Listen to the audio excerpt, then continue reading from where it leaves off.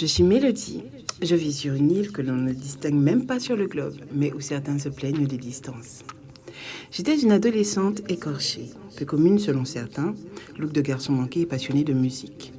Curieuse, enjouée, différente. Mais qu'est-ce que j'aimais être moi? Je nageais à contre-courant. Je refusais de le suivre sous prétexte que tout le monde le faisait. Je me suis affirmée, je suis devenue femme selon moi. Je me leurrais. D'année en année, je subissais ma vie, d'abord compagne, puis mère. Selon mon éducation, ces deux parties de moi devaient dominer.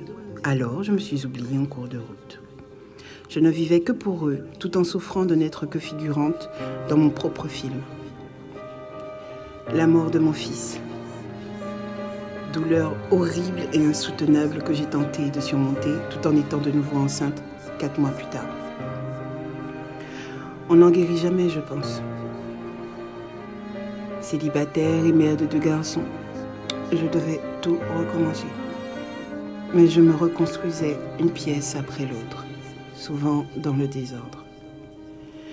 Mon corps n'était plus ce qu'il était et s'est rempli de partout. Vous me direz, vive l'équilibre, mais je ne le percevais pas du tout ainsi. La vue de ce corps me dégoûtait aux larmes et j'ai rencontré des femmes comme moi, en souffrance, toutes différentes, vivant la même douleur. L'effet de groupe nous poussait à nous convaincre que nous assumions notre état, faux semblant. J'apprenais d'elles, de leurs souffrances. Je trouvais les mots pour elles, mots qui me sortaient de ma peine par là même. Mais pourquoi étais-je si mal? À quel moment m'étais-je perdue? Je refusais d'aller plus loin. Il était temps que cela cesse.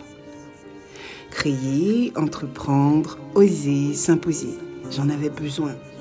Besoin de me récupérer. Mes fils avaient besoin d'une mère vaillante, d'un exemple. Je me devais d'être bien pour être mieux pour eux. Je suis redevenue celle qui était culottée, audacieuse. J'aime tout ce qui touche à la mode, se maquiller, etc. Je n'ai pas attendu que l'on vienne me chercher. Je me suis proposée, portée par mes amis qui sont devenus membres de ma famille à vie. Je suis devenue modèle, blogueuse et maintenant je passe à YouTube. Chacune de mes actions est réfléchie parce que je souhaite donner le meilleur de moi-même. Meilleur qui s'améliore autant que file le temps. Aujourd'hui, je suis toujours grosse, mais mon corps ne me définit pas. Je ne suis pas téméraire parce que je pèse plus de 100 kilos. Je le suis car j'estime être capable de faire bouger les choses, comme chacun d'entre nous. Je ne laisse pas les gens qui se limitent parasiter ma vie, hors de question. J'essaie de jouir de chaque instant, même en ne faisant rien de spécial. Chacun de mes échanges me permet d'offrir, de partager, de recevoir. Je chéris chacune de mes erreurs, chacun de mes échecs. Ils me permettent de grandir et de passer à autre chose. Je tiens à profiter de chaque moment. C'est pour cela que je ne laisse personne me dire qui je dois être. Je ne laisse personne me mettre dans une case. Je suis celle que j'ai choisi d'être car j'ai récupéré le premier rôle de ma vie.